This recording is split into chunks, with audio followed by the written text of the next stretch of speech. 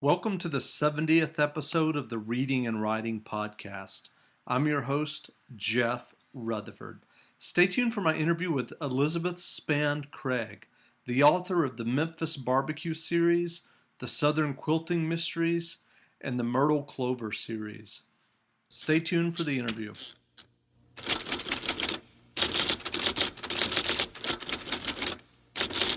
Welcome back to the Reading and Writing Podcast. My guest today is Elizabeth Spann Craig. Elizabeth has written many mystery novels. QUILT OR INNOCENCE, the first book in her latest series, The Southern Quilting Mysteries, will be published in June. 3 books in her Memphis BBQ mystery series have also been published: Hickory Smoked Homicide, Finger Licking Dead, and Delicious and Suspicious. The Memphis BBQ Mystery Series was published under the pen name Riley Adams, and Elizabeth's third series, the Myrtle Clover series, features several books, including A Dying Shame and Progressive Dinner Deadly. Elizabeth also writes a very popular online blog, Mystery Writing is Murder, and Writer's Digest has included the blog in the 101 best websites for writers every year for the past 3 years. Elizabeth, welcome to the podcast. Thanks so much for having me here today, Jeff. Sure. Well, I'm exhausted from just introducing you and reading all that you're doing. We can talk about your workflow and writing process later. Let's start with your latest book, QUILT OR INNOCENCE. First, can I get you to read the first three or four paragraphs of QUILT OR INNOCENCE? Sure, I'd be happy to. No problem. Okay, Chapter 1. "I've come to rescue you," said the wild-looking woman at Beatrice's front door. Beatrice, a retired art museum curator, gaped at the woman, completely flabbergasted.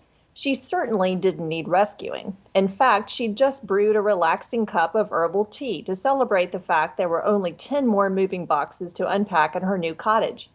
Besides, who would want to be rescued by this woman, even if rescuing were in order?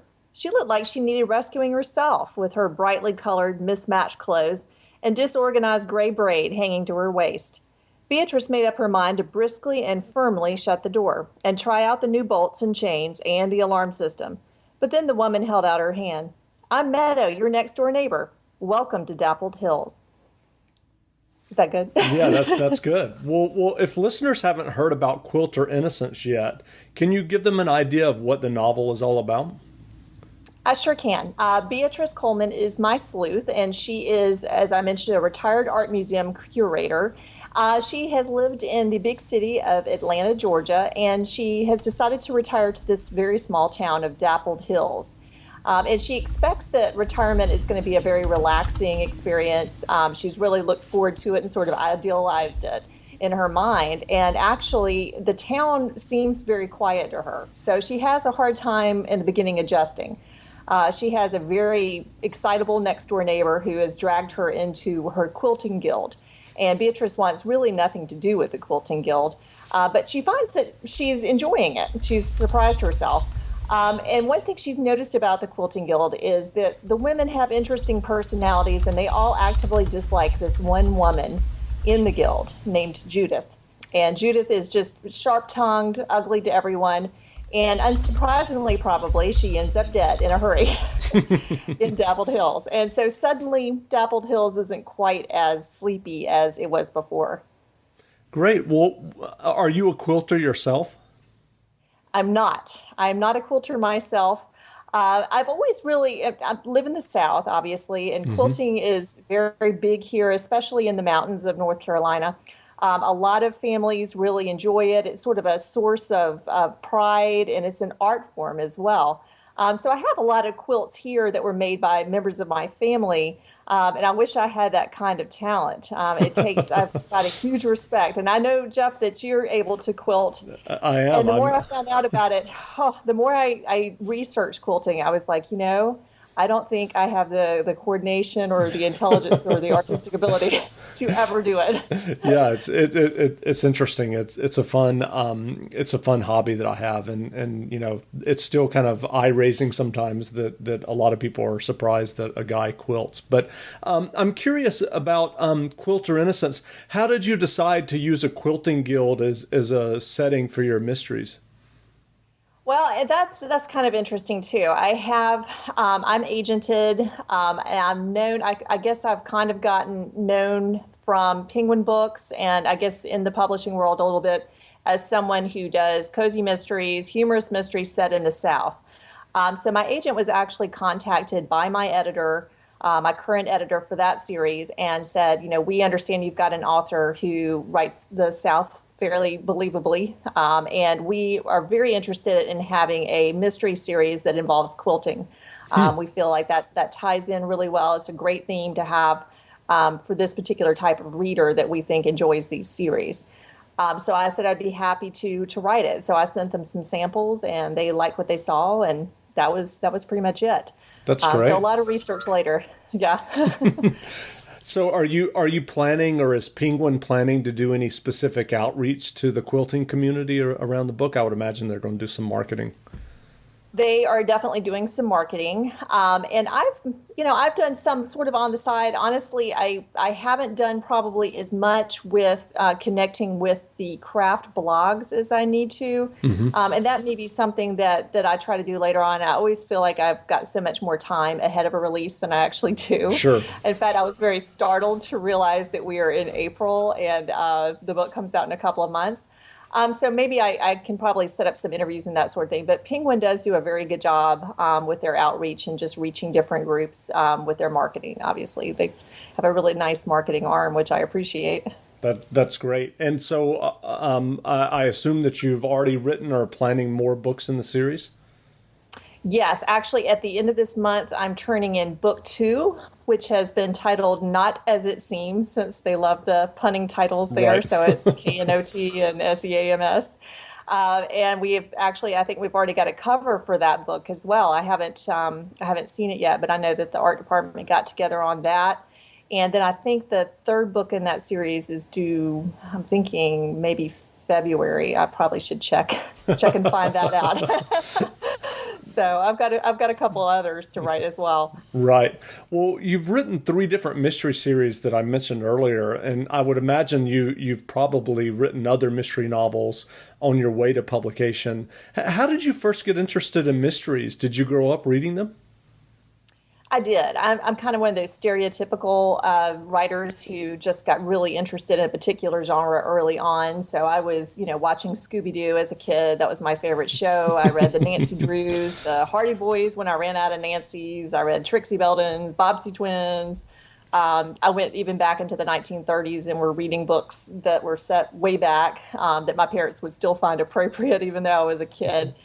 They weren't quite ready for me to move into some of the adult mysteries then. And then I read all the Agatha Christie's. And I'm just an avid mystery reader. It's my most favorite genre. It was just the easy one for me to jump into and write.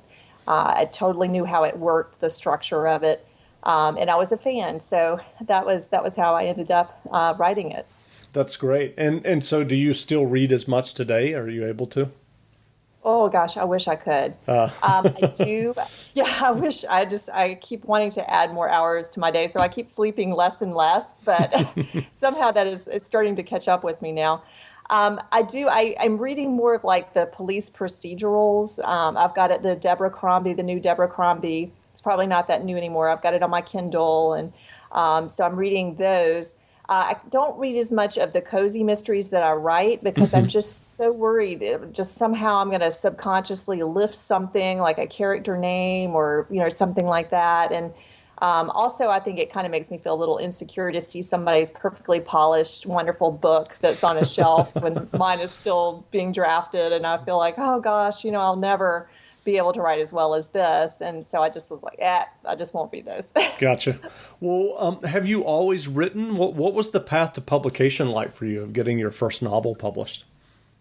I have always written. I started, even like back to second grade. That's all I was really interested in doing. I'm kind of a one-trick pony, and I don't mean that in just a bad way, but that's all I really can do. I grew up doing journalism, advertising. I was an English major. That's all I really kind of pointed myself to do. I did go into journal. I started worrying about how do you make money as a writer. Right. I started thinking about that, Yeah. taking it more seriously, around age 18 or so. I thought, okay, how do you actually live and not be on the streets and be a writer? So I decided journalism was probably the way to go. So I did take a detour into that, but then I kept trying to make things up as a journalist, and I was told that was bad. So Yeah. that Yeah. ended my journalism career, and I had to go into fiction after that. And so what was it like in terms of getting your first book published? Oh, it was Did incredible. It was absolutely incredible. And for me, I think you're so stubborn if you're a writer. I mean, you're just you're so pigheaded. And I'd had so many rejections. I'd probably been rejected, I want to say close to 100 times by agents, and then I just started sending directly to publishers after that. And I was probably rejected maybe 30 times by publishers when I finally heard from, at first it was Midnight Ink, when I heard from Midnight Ink that I'd been accepted. So it was a really big day for me. I was really excited. That's wonderful. And so you said you're working with an agent now. What was that process like of finding an agent? It was a real pain, actually. It really was. I think it's a lot easier to get a publisher than it is to get an agent, actually. And so for that contract, I couldn't find an agent in time, even though I said, I have a contract in my hand. I don't know what to do.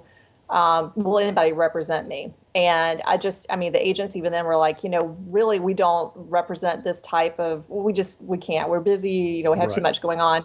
So I negotiated that one completely myself with help online. The Pub Rants blog was very helpful with that. Kristen Nelson had sort of a do-it-yourself series. And so I negotiated, I'm sure poorly, my own contract, but they weren't sharks over there, so that was good.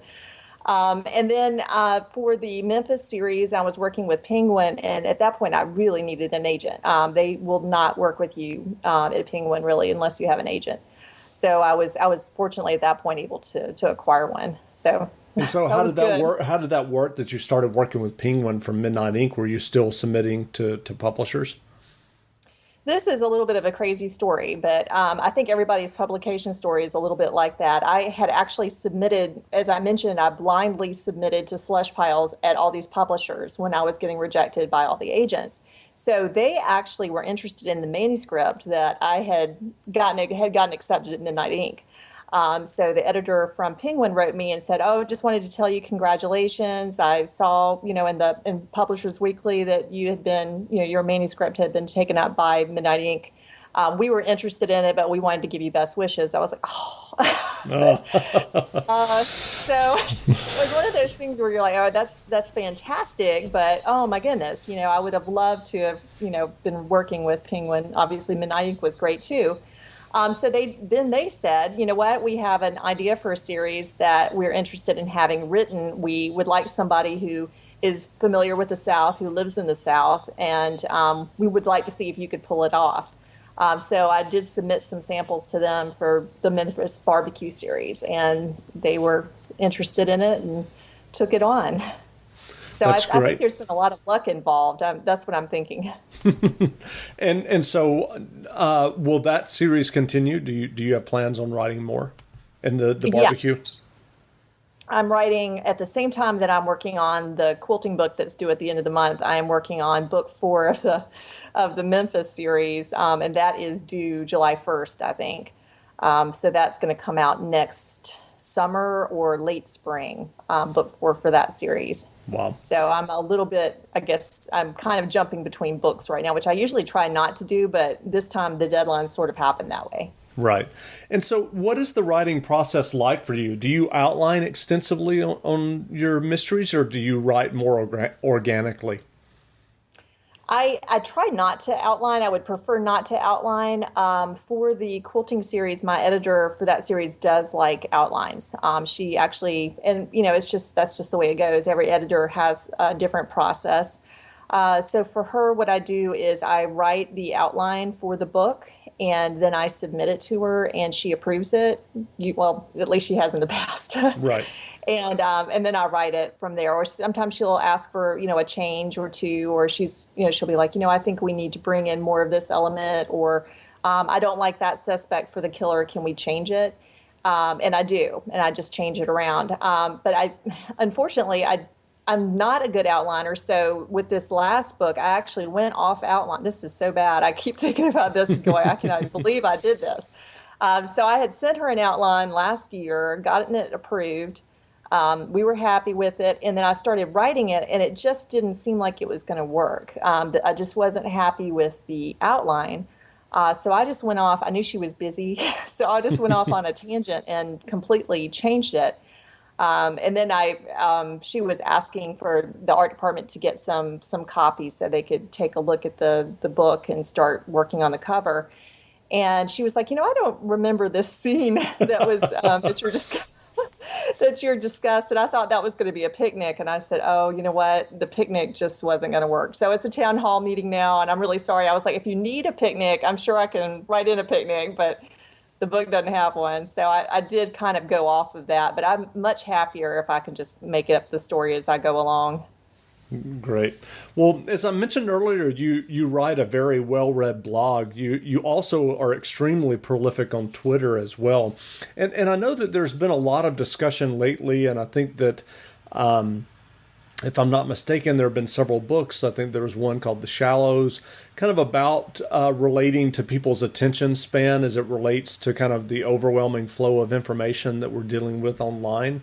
And I'm just curious, how do you manage your own workflow? Are there times during the day where you're completely offline and writing? And then I wonder if you could be a little bit more specific about kind of, how you manage in terms of Twitter and blogging. Are there specific tools that you use to keep track of all of the links that you're tweeting? Mm-hmm. Yeah, I'd be happy to talk about that. And you're right. It's very difficult. It's a fine balance between getting your writing time in and getting your promotional time in. And my promo is very low key. I rarely ever will just directly promote a book or a release or anything like that. So for me, it's more of a curation process and a platform and I guess a brand than it is actual direct promoting. Mm-hmm. So what I do in the mornings is I get up super early. I'm a mom. I've got a couple of kids that I need to drive around carpools in the morning before school. So I get up at 4:50 and I write about 2 pages of whatever the draft is that I'm working on. And then I look at the Twitter and I look at the blog and I respond to emails and comments really quickly before I get the kids up. And then I come back to the draft. Really in the carpool line outside the high school is when I finish the rest of my 3.5 pages. My goal is only 3.5 pages a day. That's double spaced, 250 words approximately a page. And I'm able to write about 3.5 to 4 books a year just doing that. So it doesn't really take a whole lot. But you're right, the online stuff, that takes a long time. I have a Google Reader, and I subscribe to blogs RSS feeds, and it goes directly to Google Reader. Right. And then I scan those really quick. I find the blogs with the best content, the writing-related content. And then I load those into a free online tool called Social Oomph. Mm-hmm. And then I can schedule those tweets out. So it takes me about, I'm going to say about an hour and 20 minutes a day to find the content that I want to tweet and then to load it into Social Oomph so it's scattered. So it's not like I'm just exhausting everybody on Twitter by my tweets. So maybe about one an hour. I do about 18 to 20 tweets a day. And then I also am using Google Plus and what else? And Facebook. Facebook is more, I'm not as crazy about Facebook, so I spend a little less time on that. But those are the tools primarily I use. For the blogging, I use Windows Live Writer, and I'm able to write and just kind of go ahead and schedule those posts in advance. Gotcha. That's interesting. I use something similar to Social Oomph called Buffer, and it has like a little bookmarklet on my browser. So I kind of do something similar where I read through tons of feeds every morning, and anything that I see, I can just click the button on the browser, and it basically feeds it into my buffer queue and I have it set to send out about 4 or 5 tweets a day at different times, and it'll just keep going and going. In fact, this is kind of morbid, but I mentioned to my wife the other day, I was like, if anything ever happened to me suddenly, it's going to be weird because my Twitter stream is going to go on for like a month or two. I have thought the same thing. I have thought the same thing. In fact, I put instructions to my husband on there. I was like, please, I need you to close out the blog. I need you to do all these things. So it's true, but Chief, if you don't think that way, then, your Yeah. blog will be completely taken over by spammers and things. Yeah, I know. So in terms of the blogging, what's your process there in terms of like just coming up with ideas, or do you just not ever struggle with them, or do you just, as ideas come to you, you collect them for future blog posts? I do all of those things. I when I get ideas, I go ahead and write up a little summary for the blog, and then I just kind of have that draft on Windows Live Writer whenever I need something. I also write in response to posts that I've found interesting online. So I'll say, oh, there was this wonderful, article on Nail Your Novel, and she was mentioning this, and I thought that was interesting, and then kind of take that in a different direction. Also, I found that a lot of comments, and I get comments and emails and Twitter DMs asking me questions, and I try to answer those on the blog too, because I figure, well, if one person had a question, then maybe other people have the same question. Like today's post is on subplots, and that actually was related to a question I got from my post on Monday. So it makes it is easier, I guess, to kind of just use it as a response, almost like a conversation. And I'm curious about, I mean, because you this mystery writing is murder blog, and I'll have links to all of these in the show notes and links to your books and your website. But I mentioned earlier that Writer's Digest has chosen it as one of the 101 best websites for writers. Was it something that was intentional for you, or did it just kind of happen, gradually?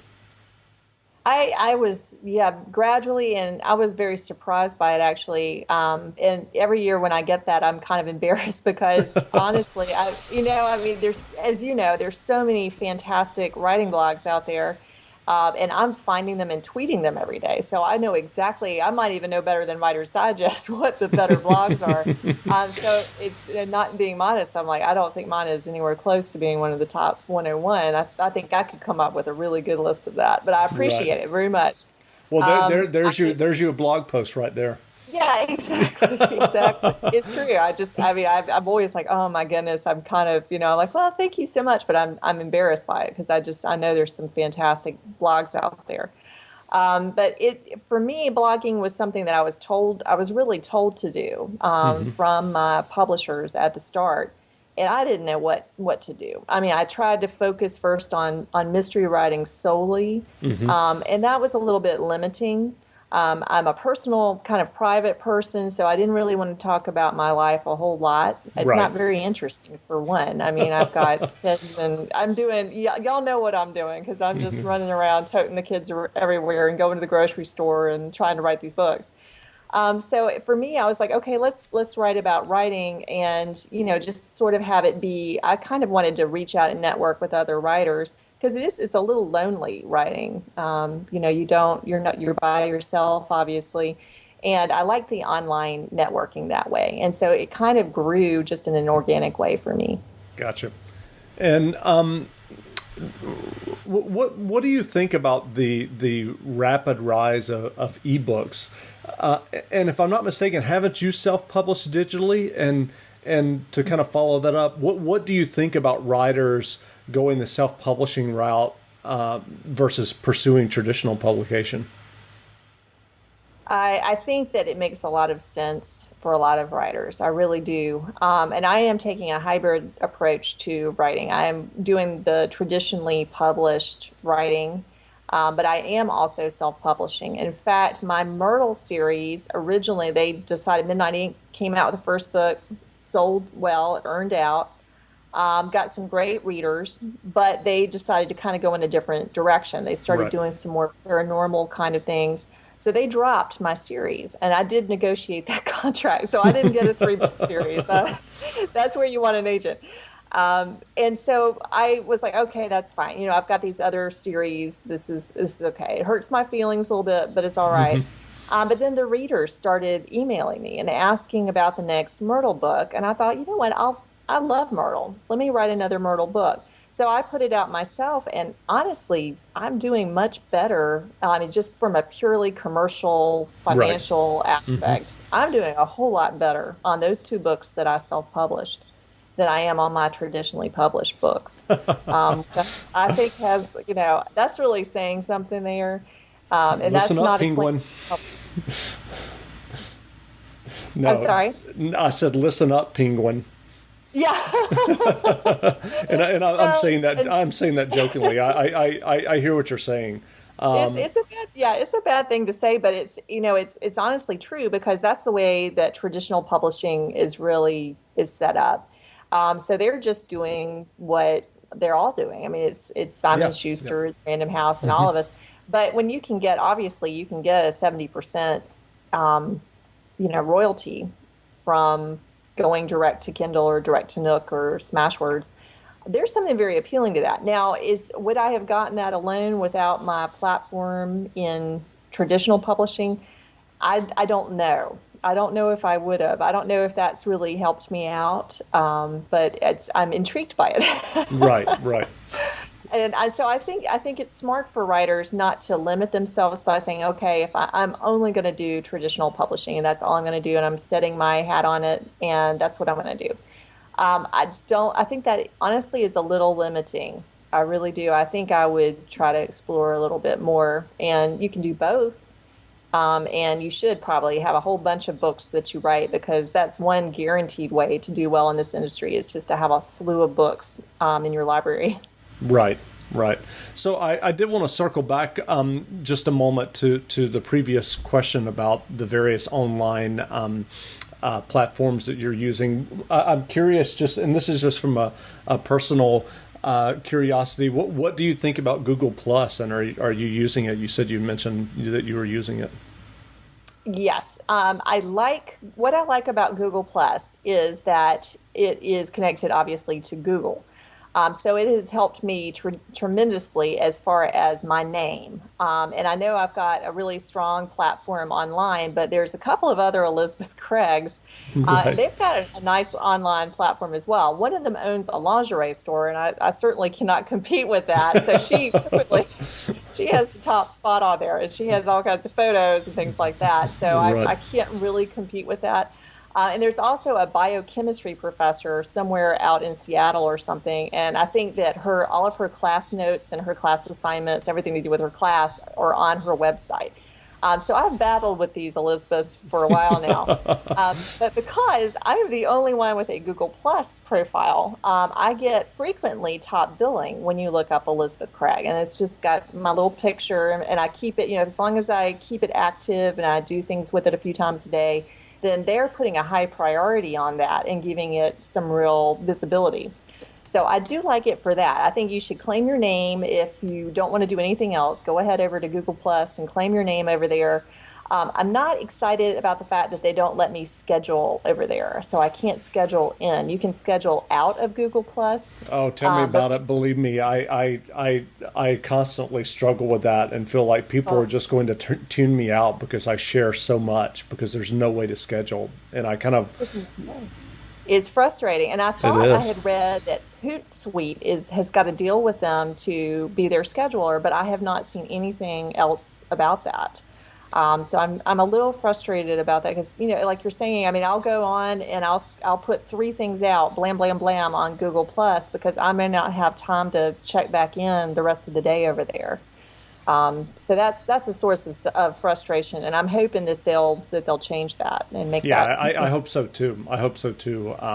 Because that's my only complaint with it. I feel like I would like to schedule as opposed to inundating people.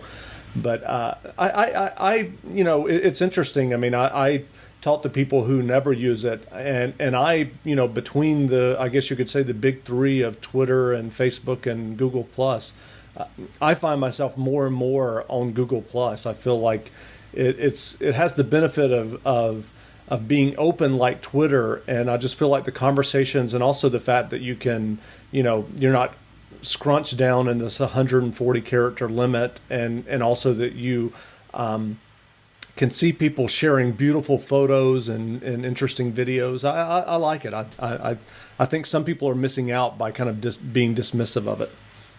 I think you're right, and I mean, like you mentioned, visually is extremely appealing. I mean, it almost has the visual appeal of Pinterest, which is now something else that I'm doing. But it's beautiful to look at, and for those of us who really enjoy the arts, it makes sense to. I mean, the photography I see there is just always amazing. The illustrations, I love to see it. I love to be on there. I wish I had again more time to, I know, to spend I know. there. So what are you doing on Pinterest? Well, that's interesting. I just really got started with Pinterest the last couple of weeks, and I found that it's the best place so far for me to interact directly with readers, That's which I interesting. really don't do anywhere else, except I have a Riley Adams Facebook page, and that is pretty much me as a writer. Right. But reacting to readers' comments and that sort of thing. So with Pinterest, I have one for my little board for my book covers. I've got a board for friends' book covers. I've got a corgi in this quilting series, so I've got a corgi Right. board. Southern settings. So you can actually take elements or themes from your books and put them up on a board. And so that's a way to kind of interact with readers in a different way. And I honestly, I have a hard time connecting with readers. Writers, I connect with all the time. So it makes it fun. It's just, it's interesting when you try to find a way to connect with readers. It's almost, it feels a little bit, I don't know. I mean, I just want it to be a real thing. I don't want it to be, fake or just Right. forced or anything like that. And so that's really the first time I felt like there was a natural connection. Right. That's interesting. And I guess the only other kind of online kind of destination or platform that I was going to mention or get your thoughts on is Goodreads. Are you doing much with Goodreads? Oh, Goodreads. Goodreads is a little scary. It is sort of I think for writers, it's sort of the dark alley when you go over there. And I hate to say that, but it's the reviews over there can be really rough. Yeah. And Wow. I don't usually read my reviews. And I've heard from other writers. They're like, it's because it's such a close-knit community over there. They're very open, I think, in their reviews. So what I've done over there is I've just set it all up. So I've got my profile, my Riley Adams profile, my Elizabeth Craig profile, and I have it updated with my blogs are feeding in. But I don't do very much over there, and mostly because it's really scary. It's got a reputation for being scary for writers. But I do hear that people who do prizes and the giveaways over there, that those are wildly successful. So I do hear a lot of really good things about that. But I've just set myself up. It's sort of like with LinkedIn. I've got a Right. profile up. And then I just occasionally will update it if I have a new book out or whatever, and I just kind of leave it alone. And then I get, connected with people that way. They'll send me emails and things like that. And they said, "Oh, I saw you on LinkedIn." But, I rarely, I mean, probably once every like 3 months or so do I check in over there. Right. Well, what tips or advice would you offer for aspiring writers who would like to have their own novels published? I would say to really be this is going to sound strange, I know, but be stubborn, be determined, believe in yourself, be forgiving of your first draft. And if you could just write a page a day, that's really all you need to do. I mean, if you can just commit to a page a day, then in less than a year, you have a completely finished first draft and you can do anything with that. You just can't edit a blank page. So that's my advice. That's what I did. I had, a baby in front of the Teletubbies and I just wrote a page a day. And I found that was manageable. And so make a realistic goal for yourself. Great. Well, is there anything that we haven't talked about that you'd want to talk about? Let me think. No, I think you've done a very good job, Jeff, with this interview. I appreciate it. It's so thorough. Great. Great. Well, again, we've been speaking with Elizabeth Spann Craig, author of Quilt or Innocence and many other mystery novels. And I'll have links to many of those novels in the show notes, along with links to Elizabeth's Twitter and blog and everything that we just talked about. Elizabeth, thanks for taking the time to do the interview. Well, thanks so much. It's been a pleasure.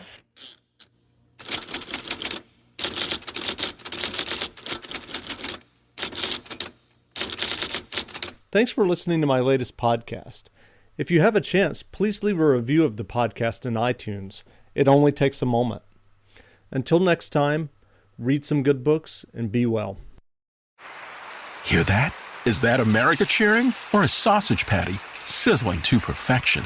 It's time to cheer for Egg McMuffin and fresh cracked eggs at McDonald's. It's time to wake up to the aroma of freshly baked biscuits and treat yourself to a real honest-to-goodness morning meal. Breakfast, it's on at McDonald's. Now enjoy a large iced coffee for just $2 and a breakfast sandwich to make a meal.